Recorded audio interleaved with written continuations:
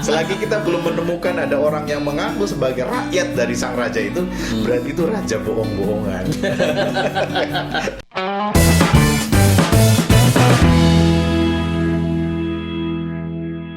Selanjutnya ini ada pertanyaan juga dari Retna. Katanya kenapa sekarang ini viral banyak bermunculan yang ngaku-ngaku raja setiap daerah, termasuk di Jawa Barat, dan apakah ada sangkut pautnya dengan Bapak Soekarno? Kalaupun ada, tentang harta warisan tuh siapa yang bisa membuktikan kebenarannya? Baik, kalau ini memang fenomena yang lagi in, lagi in. Walaupun endingnya bagi beliau-beliau yang di penjara juga gitu. Sebagai raja, endingnya di penjara kan. Ini memang sesuatu yang sangat ironi. Satu sisi kita menjadi saksi dari sebuah realitas bahwa kita ini memang bangsa yang adidaya dari sisi budaya. Jadi bangsa-bangsa Eropa ketika baru revolusi industri saja kita sudah bisa bikin candi, kita sudah bisa bikin teknologi-teknologi yang lain yang itu berserakan hasanahnya di naskah-naskah kuno ataupun ataupun di tata nilai, sistem tradisi dan sebagainya. Di sana masih zaman gelap kan gitu kan. Iya, masih zaman itu gelap, kan kelaparan ya, segala macam. Kelaparan dan sebagainya, sihir dan sebagainya masih seperti itu. Jadi kalau ada orang-orang yang mengaku sebagai raja ya. Ya kalau buat saya dari Cirebon sih kalau pakai bahasa Cirebon itu ya ongko-ongko bae. Ongko-ongko gitu. Sakarepmu. Karena ketika ada orang yang mengaku sebagai raja, pada saat yang bersamaan kan harus ada orang yang mengaku sebagai rakyatnya. Iya benar. Iya kan? Karena serat raja itu sudah rakyat dulu ya.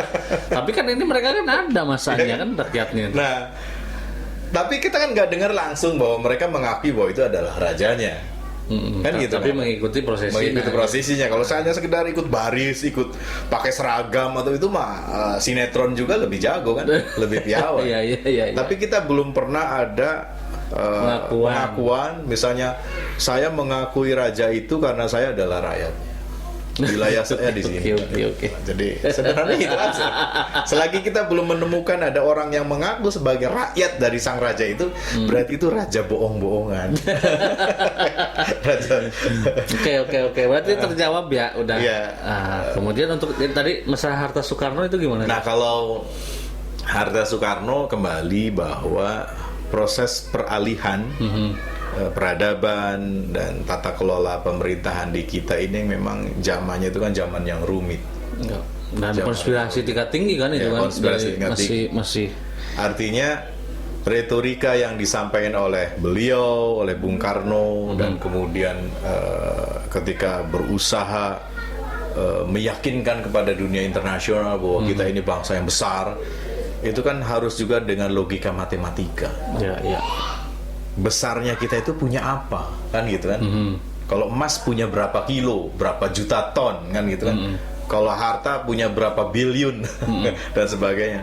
Nah itu bagian dari proses perjuangan diplomasi kalau saya memandang. Dan kalaupun kemudian misalnya sekarang tiba-tiba bermunculan yang nyari yang lagi harta sekaligus kan? mencari harta dan sebagainya, ya kembali bahwa sisi unik dari bangsa yang besar yang adidaya secara budaya, otomatis aktivitas-aktivitas yang terkadang buat saya itu saya anggap sebagai kontraproduktif ya, itu kan pasti bermunculan.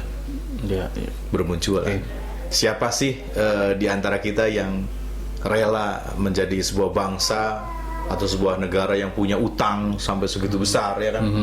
Nah, tapi siapa pula orangnya yang kemudian misalnya tiba-tiba dalam waktu yang secara singkat salabim harta karunnya itu bisa dibongkar dan utang kita semua lunas. Nah, ini pun bagian dari proses dialektika yang panjang yang butuh kedewasaan dan pendewasaan bagi kita selaku masyarakat berbangsa dan bernegara gitu, Pak. Oke, itu jawaban untuk Retna.